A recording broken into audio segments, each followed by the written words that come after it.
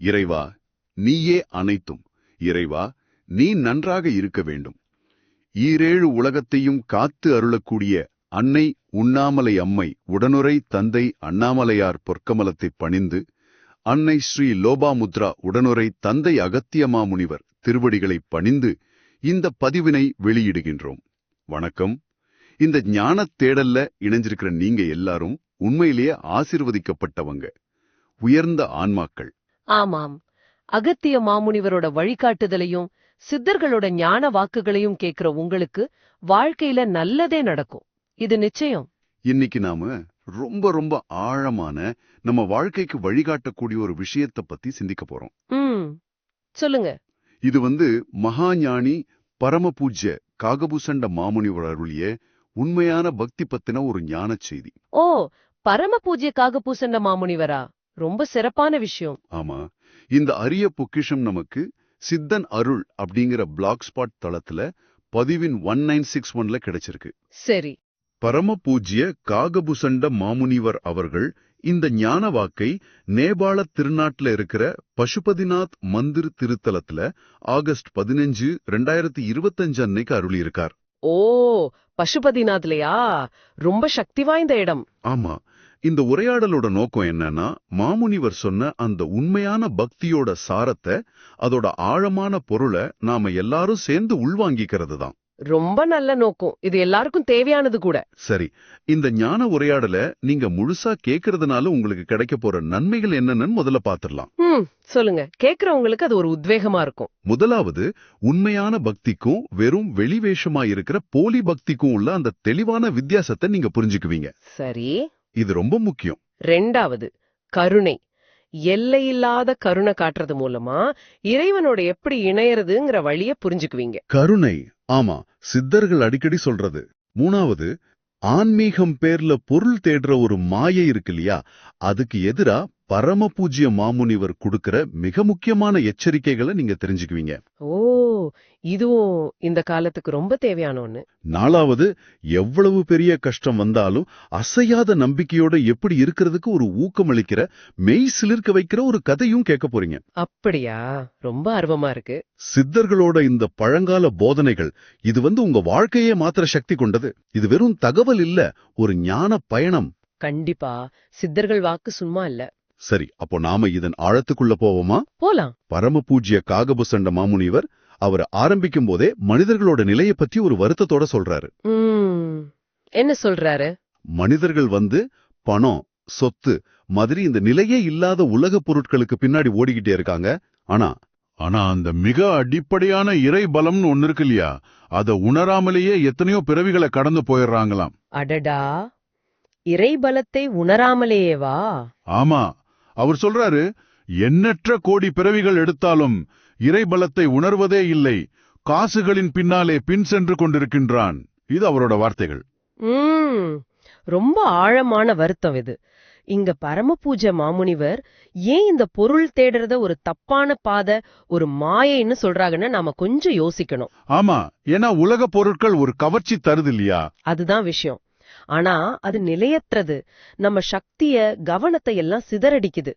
உண்மையான நிலையான செல்வம் எதுன்னா அது இறைவன் கிட்ட நம்ம வைக்கிற பக்தி தான். ஆனா அந்த பக்தி கிடைக்கிறது ரொம்ப கஷ்டம்னு சொல்றாரு. ஆமா, அது மிக மிக அரிதுதான்.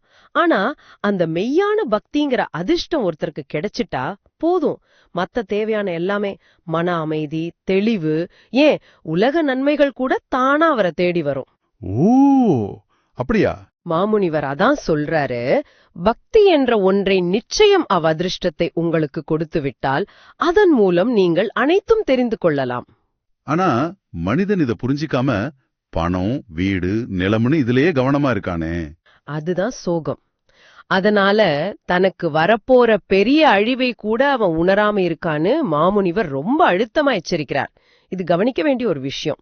அது மட்டும் இல்ல, இந்த பணவளக்கலை மாதிரியான பேர்ல ஆன்மீகத்தையும் சேர்த்து போதனைகள் கொடுக்கறத பரமபூஜ்ய மாமுனிவர் ரொம்ப கடுமையா சாடுறாரே. ஏன் அவ்வளவு கடுமை? இது வெறும் பணம் சம்பாதிக்கிற விஷயம் மட்டும் இல்ல பாருங்க.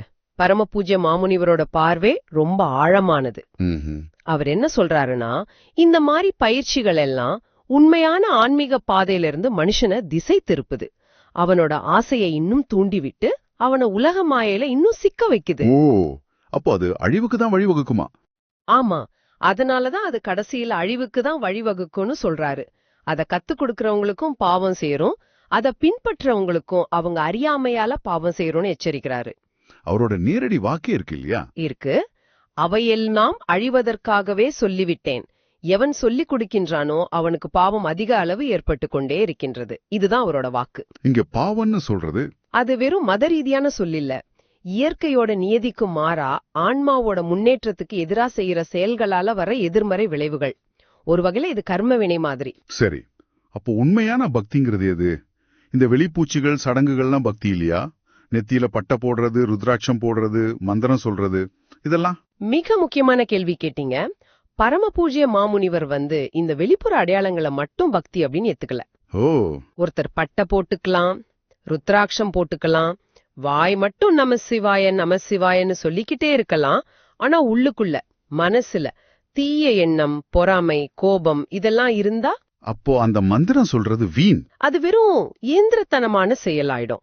அதனாலதான் மாமுனிவர் அப்படிப்பட்டவங்களை பார்த்து தெரியாதவன் தான் நம சிவாயா அப்படின்னு சொல்றதா குறிப்பிடுறார். அதாவது அதோட உண்மையான அர்த்தம் தெரியாம வெறும் வார்த்தைகளை சொல்றவங்கன்னு சொல்றாரா? ஆமா, உள்ளர்த்தம் புரியாம செய்யறதுல அர்த்தம் இல்லைங்கிறார். அப்போ எதுதான் உண்மையான பக்தியோட மையம்? எது அஸ்திவாரம்?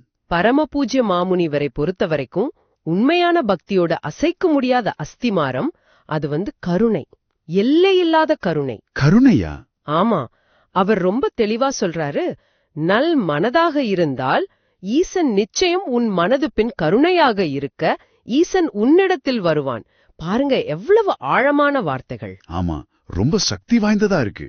உன் மனசு தூய்மையா இருந்து அந்த மனசுல மத்த உயிர்கள் மேல கருணை பொங்குச்சுன்னா இறைவன் உங்களை தேடி வருவானா. நீங்க கோயிலுக்கோ யாத்திரைக்கோ அவனை தேடி அலைய வேண்டாம். அப்போ நம்ம மனசுதான் கோயிலா? கருணை உள்ளம் கொண்டவங்களோட இதயமே இறைவனோட நிரந்தர வாசஸ்தலம்னு சொல்றாரு. சரியான மனநிலையில கருணை நிறைந்த உள்ளத்தோட நீங்க இருந்தா நீங்க எங்க இருந்தாலும் அங்க இறைவனை காண முடியும். பசுபதிநாதரையே இருந்த இடத்துல இருந்து பார்க்கலாமா? ஆமா, பசுபதிநாத பெருமான நீங்க இருக்கிற இடத்துல இருந்தே தரிசிக்கிற அந்த பேரானந்த நிலைய அடையலான்னு சொல்றாரு. இந்த கருணைங்கிறது எல்லா உயிரும் ஒண்ணுங்கிற அந்த தத்துவத்தோட நேரடியா சம்பந்தப்பட்டது. ஆக பக்திய மேலோட்டமா புரிஞ்சுக்கிட்டு சும்மா சடங்கு செஞ்சா போதும்னு நினைச்சு, ஆனா மனசுல கருணை இல்லாம மத்தவங்களுக்கு தீங்கு நினைக்கிற எண்ணத்தோட இருந்தா அது புண்ணியத்தை சேர்க்காது, பாவத்தை தான் சேர்க்கும்னு சொல்றாரு. ஆமா, பரம பூஜ்ய மாமுனிவர் அததான் திரும்ப திரும்ப வலியுறுத்துறாரு. பாவங்கள் சேரும். இது ஒரு முக்கியமான எச்சரிக்கை. அப்புறம் இன்னொன்னு சொல்றாரு. என்னது? அதாவது நாம சடங்கு செய்யறோம், ஆனா நினைச்சத நடக்கலன்னா உடனே கடவுளை திட்டுறது, அவர் மேல சந்தேகம் வர்றது, அந்த மாதிரி மனிதர்களோட மனப்பான்மையையும் சுட்டி காட்டுறாரு. ஆமா, அதுவும் உண்மையான பக்தி இல்லாததோட வெளிப்பாடுதான். பலனை மட்டுமே எதிர்பார்க்கிறது. சரி, இந்த உண்மையான அசையாத பக்திய, அதாவது இன்பத்திலையும் சரி துன்பத்திலையும் சரி தளராத நம்பிக்கைய விளக்குறதுக்கு பரம பூஜ்ய காகபூசன்ற மாமுனிவர் ஒரு கதை சொல்றாரு. ஆமா, ஒரு அற்புதமான மெய் சிலிர்க்க வைக்கிற கதை அது. சிவஞானம்ங்கிற ஒரு மாபெரும் அரசனோட கதை. சிவஞானம் அரசன். அந்த அரசன் சிவபெருமான் மேல எல்லையில்லாத தூய்மையான பக்தி கொண்டவர். ரொம்ப ரொம்ப கருணையோட தன்னோட நாட்டை ஆட்சி செஞ்சாரு. சரி. தன்னோட மக்களையும் நம சிவாயங்கிற அந்த 5 எழுத்து மந்திரத்தை சொல்ல சொல்லி எப்பவும் ஊக்குவிச்சாராம். நாடு நல்லா இருந்ததா அப்போ? கதையோட ஆரம்பத்துல அந்த நாடு ரொம்ப செழிப்பா இருந்துச்சு. மக்கள் நமசிவாயா சொல்லிட்டு ரொம்ப சந்தோஷமா வாழ்ந்தாங்க. ஆனா சோதனை வருதா? எல்லாம் வல்ல பரமசிவன் அந்த அரசனோட பக்தியோட ஆழத்தை சோதிக்கணும்னு நினைச்சாரு. ஓ, கருணை கடலான அன்னை பார்வதி தேவிக்கு இதுல முதல்ல கொஞ்சம் கவலை இருந்தாலும் இது ஈசனோட திருவிளையாடல்னு உணர்ந்து அமைதியா இருந்தாங்க. இறைவன் அந்த நாட்டுல ஒரு பெரிய வறட்சியை உண்டாக்கினார். அப்போ மக்கள் என்னானாங்க? விளைவு, மக்கள் உடனே மாறிட்டாங்க. அவங்களோட நம்பிக்கை ஆட்டம் கண்டுடுச்சு. என்ன சொன்னாங்க? இந்த ராஜா சொன்னதை நம்பிதானே நமசிவாய சொன்னோம், இப்படி எல்லாம் கொடிய துன்பம் வருதே, எங்க போனா இறைவன், அவன் இருக்கானா இல்லையா அப்படின்னு அரசனையும் அவன் சொன்ன மந்திரத்தையும், ஏன் இறைவனையே குறை சொல்ல ஆரம்பிச்சிட்டாங்க. இதுதான் மனித இயல்புன்னு சொல்றாரா மாமுனிவர். ஆமா, மனித நம்பிக்கையோட அந்த நிலையற்ற தன்மைய, குறிப்பா கஷ்டம் வரும்போது அது எப்படி மாறுதுங்கிறத பரமபூஜ்ய மாமுனிவர் இது மூலமா ரொம்ப அழகா காட்டுறாரு. கதையோட உச்சகட்டம் அது ரொம்ப உருக்கமா இருக்குமே. ஆமாம். அதே சமயம் பக்தியோட வலிமையையும் அது காட்டுது. கோபம் அடைஞ்ச மக்கள் எல்லாம் ஒன்னு சேர்ந்து அரண்மனைக்குள்ள புகுந்து ஐயோ, அரசனையும் அவரோட தர்ம பத்தினி ராணியையும் புடிச்சு கட்டி ரொம்ப கடுமையா தாக்குனாங்க. குடுமை. ஆனா நீங்க இங்க ஒன்னு கவனிக்கணும். அவ்வளவு கொடிய துன்பத்திலையும் மரணத்தோட விளிம்புல கூட அந்த அரசனும் ராணியும் அவங்க நம்பிக்கைய ஒருபோதும் இழக்கல. அவங்க என்ன செஞ்சாங்க? அவங்க அழுதது புலம்பினது எல்லாமே இறைவன் கிட்டதான். ஈசனே, பரம்பொருளே, உன்னை ராப்பகலா வணங்குனதுக்கு இதுதானா பலன், இதுதான் உன் அன்பு பரிசா அப்படின்னு இறைவன் கிட்ட முறையிட்டாங்களே தவிர ஒருபோதும் இறைவனை பழிக்கவோ அவர் இல்லன்னு சொல்லவோ இல்ல. இதுதான் உண்மையான பக்தி. ஆமா, இது பரம பூஜ்ய மாமுனிவர் சொல்ற மாதிரி அந்த கலியுக பக்தி மாதிரி இல்ல. கொடுத்தா இறைவன், கொடுக்கலனா இறைவன் இல்லேன்னு பலனை மட்டும் எதிர்பார்க்கிற பக்தி இல்ல இது. அப்புறம் என்னாச்சு? இறைவன் அருள் கிடைச்சதா? அந்த மன்னன் ராணியோட அந்த அசையாத தூய்மையான நம்பிக்கைய பார்த்த அன்னை ஆதி பராசக்தி, அன்னை பார்வதி தேவியோட கண்கள்ல இருந்து கருணை கண்ணீர் பெருகுச்சு. ஆஹா. அந்த கண்ணீர் துளிங்க அரசன் ராணியோட தலையில பட்ட மறுகணமே ஒரு அற்புதம் நடந்துச்சு. என்ன அற்புதம்? அவங்க கட்டுகள் எல்லாம் அருந்துடுச்சு, காயங்கள் மறைஞ்சிடுச்சு, துன்பமெல்லாம் நீங்கி அவங்க தங்கம், வைரம்னு ஆபரணங்களால சூழப்பட்டு தெய்வீக ஒளியோட நின்னாங்க. மக்கள் என்ன இத பார்த்து திகச்சு போயிட்டாங்க, பயந்து நடுங்கிட்டாங்க. தாங்க எவ்வளவு பெரிய தப்பு பண்ணிட்டோன்னு உணர்ந்து மன்னன் கிட்ட மன்னிப்பு கேட்டாங்க. அரசன் என்ன செஞ்சாரு? அரசனும் அறியாமையில இருக்கிற இந்த மக்களை நினைச்சு வருந்தி எல்லாம் வல்ல அண்ணாமலையார்கிட்ட தனக்காக ஒரு வரம் கேட்டார். என்ன வரம்? ஈசனே, எந்த கஷ்டத்திலயும் நான் உன்னை மறக்கல. நான் நமசிவாயான்னு சொல்லும் போதெல்லாம் எனக்கு நினைவுக்கு வர்றது ஜோதி ரூபமான அண்ணாமலைதான். என்னை அந்த திருத்தலத்துல நிலைபெறச் செய்யுங்க. அங்க வர்ற உண்மையான பக்தர்களை அடையாளம் கண்டு அவங்களுக்கு வழிகாட்டி அவங்கள உயர்த்துற பாக்கியத்தை தாங்க அப்படின்னு மனமுருகி வேண்டினார். இதுக்கு இறைவன் என்ன பதில் சொன்னார்? உடனே திருக்கைலாயத்திலிருந்து ஒரு தெய்வீக அசரீரி கேட்டுச்சு. குழந்தாய், சிவஞானமே, உன் பக்தி மெச்சத்தக்கது. நீ கேட்டபடியே அண்ணாமலைக்கு செல்வாய். அங்க நீ சூக்ஷ்ம ரூபத்துல உயிரோட்டமாவே இருப்பாய். அங்க வர்ற உண்மை பக்தர்களை நீயே அறிவாய், அவங்களுக்கு ஆசி வழங்கி நல்வழிப்படுத்துவாய் அப்படின்னு இறைவன் அருளினார். அப்ப அந்த அரசர் இன்னும் திருவண்ணாமலையில இருக்காரா? அதன்படியே அந்த சிவஞானம் அரசன் இன்னைக்கும் திருவண்ணாமலையில நிருதி லிங்க் பகுதியில, அதாவது தென்மேற்கு திசை, சூக்ஷ்மமா கண்ணுக்கு தெரியாத ரூபத்துல இருந்து அங்க வர்ற உண்மையான பக்தர்களை அடையாளம் கண்டு ஆசிர்வதிச்சு அவங்களுக்கு வழிகாட்டிட்டு வர்றதா பரம பூஜ்ய காகபுசந்த மாமுனிவர் சொல்றாரு. என்ன ஒரு அற்புதமான கதை! உண்மையான பக்திக்கு அழிவே இல்லைங்கிறத இது காட்டுது. ஆமா, மிகச் சரியா சொன்னீங்க. அப்போ பரம பூஜ்ய காகபுசண்ட மாமுனிவரோட இந்த ஞான வாக்குல இருந்தும் சிவஞானம் அரசனோட வாழ்க்கை கதையிலிருந்தும் நாம எல்லாரும் கத்துக்க வேண்டிய மிக முக்கியமான பாடங்களை கொஞ்சம் தொகுத்து பாத்துடலாமா? கண்டிப்பா, அது எல்லாருக்கும் உதவியா இருக்கும். 1. உண்மையான பக்தி உலக பொருட்களை விட உயர்ந்தது. நம்ம உண்மையான செல்வம் இறைபக்தி தான். அதுக்கு வெறும் சடங்கு மட்டும் போதாது, உள்ளத்துல மாற்றம், குறிப்பா எல்லா உயிர் மேலையும் எல்லையில்லாத கருணை வேணும். சரிதான், கருணைதான் அடிப்படை. 2. கருணைதான் இறைவனை அடையிற வழி.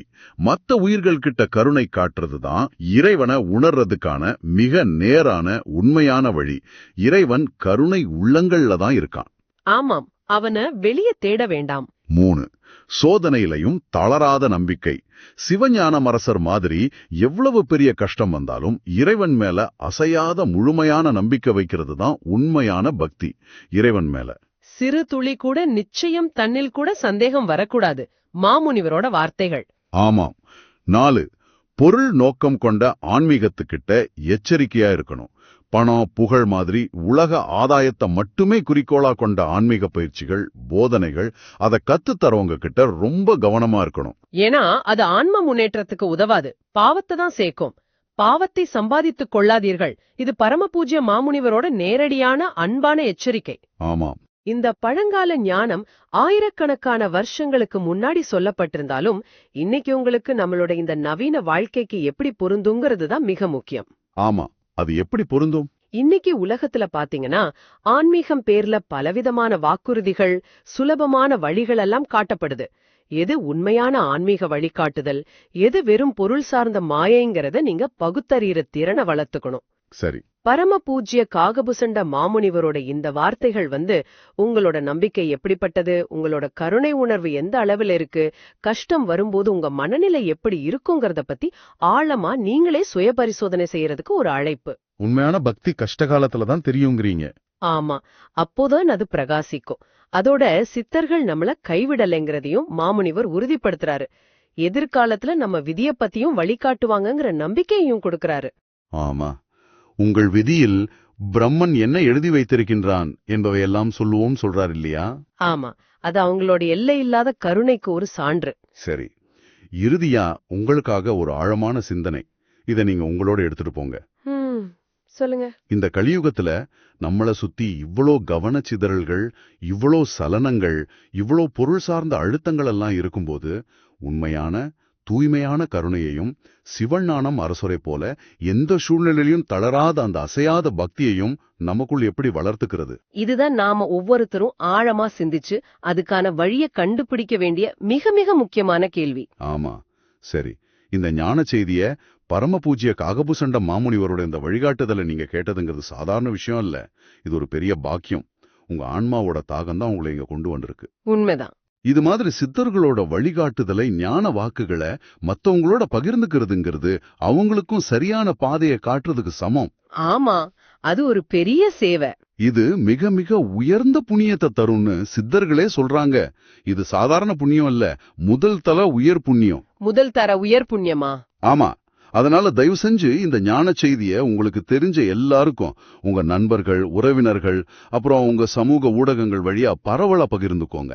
வாட்ஸ்அப் குழுக்கள், Facebook, Instagram, X, LinkedIn, TikTok, Snapchat, Reddit, Telegram, Discord, Facebook Messenger எல்லாத்துலயும் ஷேர் பண்ணுங்க. கண்டிப்பா. ஒருத்தராவது இத கேட்டு உண்மையான பக்தியோட பாதையில ஒரு அடி எடுத்து வச்சா கூட அதோட புண்ணியம் உங்களையும் வந்து சேரும். நிச்சயமா. சித்தர்கள் கிட்ட இருந்து நேரடியா வந்த இந்த ஆழமான வாழ்க்கைக்கு வழிகாட்டக்கூடிய ஞான செய்திய இவ்ளோ பொறுமையோடையும் ஆர்வத்தோடையும் கேட்ட உங்களுக்கும், இந்த ஞானத்தை பெறணுங்கிற உங்க உயர்ந்த தேடலுக்கும் எங்க மனமார்ந்த நன்றிகளை தெரிவிச்சுக்கிறோம். ஓம் அன்னை ஸ்ரீ லோபாமுத்ராவுடனுரை தந்தை அகத்திய மாமுனிவர் திருவடிகளில் சமர்ப்பணம். சர்வம் சிவார்ப்பணம்.